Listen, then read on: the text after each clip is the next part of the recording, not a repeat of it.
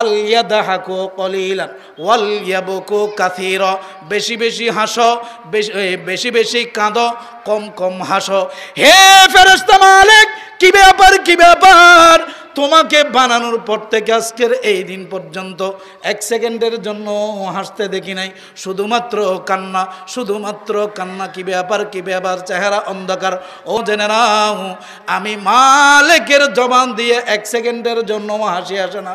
কারণ হলো জাহান্নামের আগুন এতই ভয়ঙ্কর, এতই ভয়ঙ্কর।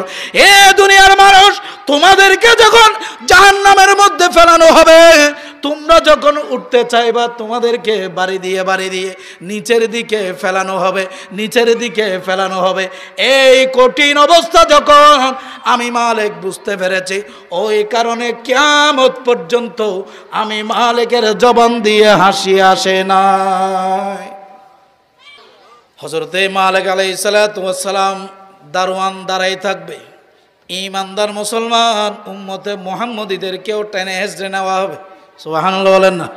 ও দুনিয়ার মানুষ, তোমাদের চেহারাটা তো দেখতে বেশি সুন্দর। সুবহানাল্লাহ বলেন না? কেননা রব্বুল আলামিন ওয়ালাকাদ কাররামনা বনি আদম, বনি আদমকে সুন্দর চেহারা দিয়ে বানিয়েছে। লাকাদ কানা লাকুম ফি রাসূলিল্লাহি উসওয়াতুন হাসানা, এবং উম্মতে মুহাম্মদীদেরকে সর্বশ্রেষ্ঠ সুন্দর চেহারা দিয়ে বানিয়েছে। সুবহানাল্লাহ বলেন না? হে ঈমানদার মুসলমান, কি ব্যাপার কি ব্যাপার? তোমাদের চেহারা দিয়ে নূর বের হচ্ছে, তোমাদের চেহারাটা সুন্দর, তোমাদের চেহারাটা দেখতে মায়া মায়া লাগে। সুবহানাল্লাহ বলেন না? কি ব্যাপার কি ব্যাপার?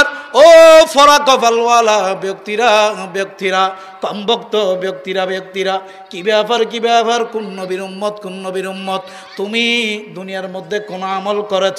কোন আমলের কারণে তোমাকে এখানে প্রেরণ করা হয়েছে? তুমি কি কোন উম্মতের নবীর উম্মত হইতে পারো নাই? তুমি কোন নবীর উম্মত? একটু বলো। কেননা এই জায়গার মধ্যেও শাফাতের সিস্টেম সুযোগ রয়েছে, শাফাতের সুযোগ রয়েছে। এই উম্মত ওই সময় আল্লাহর দরবারে কিছু বলতে পারে নাই।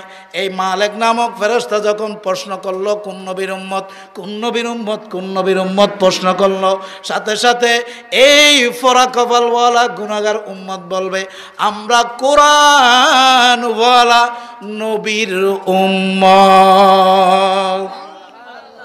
কোনওয়ালা নবী বললাম? কোরআনওয়ালা নবীর উম্মত।